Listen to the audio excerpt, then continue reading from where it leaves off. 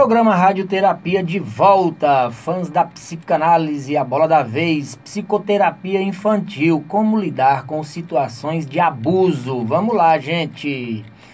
Toda forma de abuso, seja físico ou verbal, representa um ato de violência e pode deixar sequelas sérias em crianças e adolescentes. Essas sequelas podem aparecer em forma de problemas sociais e de relacionamento com pessoas do mesmo sexo do abusador. Algumas vezes, sequelas psiquiátricas, problemas de comportamento como agressão ou comportamento indevidamente sexualizado, abuso de certas substâncias, disfunção sexual na idade adulta, depressão, entre outros. Algumas crianças sentem que participaram de alguma forma se oferecendo para que o abuso pudesse acontecer, e por isso nem sempre denunciam o abusador.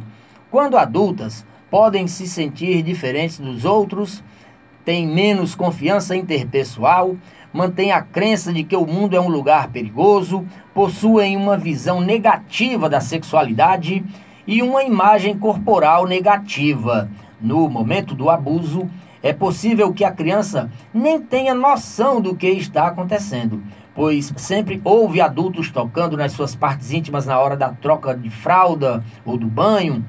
Para uma criança, tudo pode ser desprovido de maldade e talvez demore a perceber intenções maliciosas que diferenciam o toque carinhoso de um toque com outras intenções.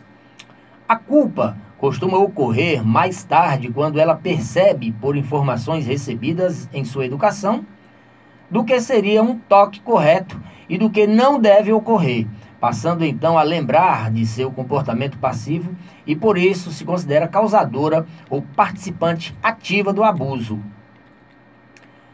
É preciso ter em mente que, mesmo ao lidar com a violência já praticada, a atuação da família e dos profissionais é de grande importância. A vítima pode sofrer novas violações de direitos se não houver cuidados especiais ao lidar com o caso. Qual deve ser a postura dos pais e responsáveis em casos de abuso sexual?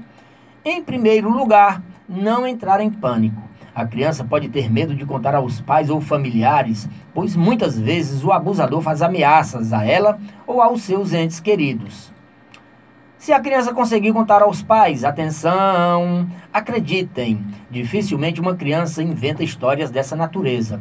Conforte a criança, explique que não foi culpa dela. A culpa é do abusador e ele fez algo muito errado.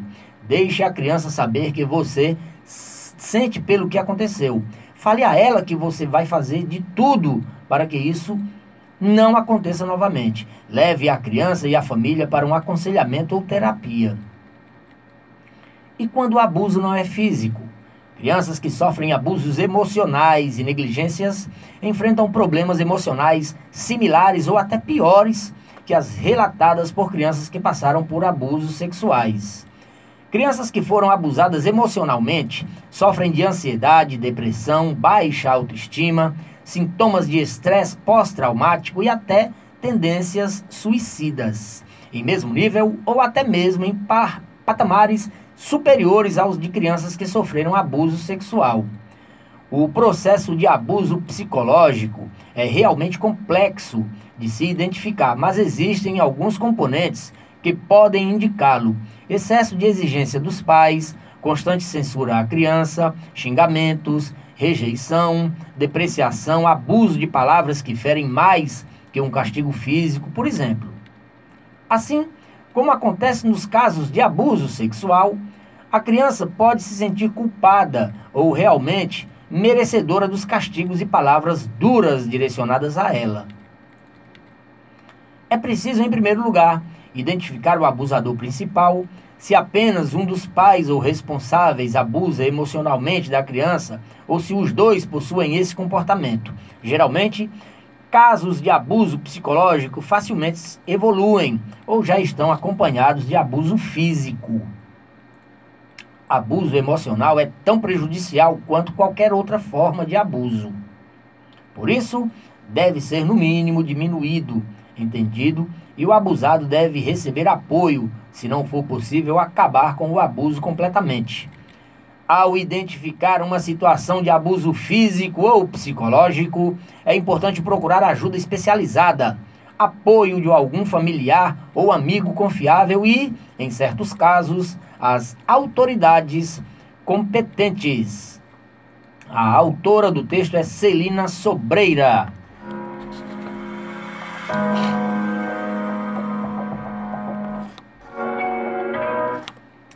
E o programa Radioterapia tem o apoio cultural de Zildênia Oliveira. A Zildênia Oliveira é terapeuta de barras de Axis, além de enfermeira também, tá bom? A terapia de barras de Axis é uma terapia quântica feita com toques sutis em 32 pontos específicos da região da cabeça. Esses pontos são os responsáveis por armazenar pensamentos, sentimentos, emoções, crenças, julgamentos que criamos, bem como o registro de todas as experiências que vivenciamos ao longo de nossas vidas. Caso essas experiências e ponto de vista que criamos for negativo, um bloqueio energético será gerado nesses pontos e passaremos a repetir essas experiências e o que chamamos como padrão negativo e limitante em nossas vidas. O objetivo das barras de Axis é deletar as memórias destrutivas, pensamentos, crenças e padrões negativos que também chamamos em sociedade e do nosso inconsciente coletivo. Quando esses registros são liberados e permitindo uma expansão da nossa consciência, temos mais energia para assumir quem realmente somos e assim criamos mudanças positivas em nossas vidas. Como melhorar? Terapias de barras de Axis. Zildênia Oliveira é enfermeira e terapeuta. E o Instagram da Zildênia é o Zildênia_Oliveira 43. E o contato é o 999836505. Programa Radioterapia já está de volta.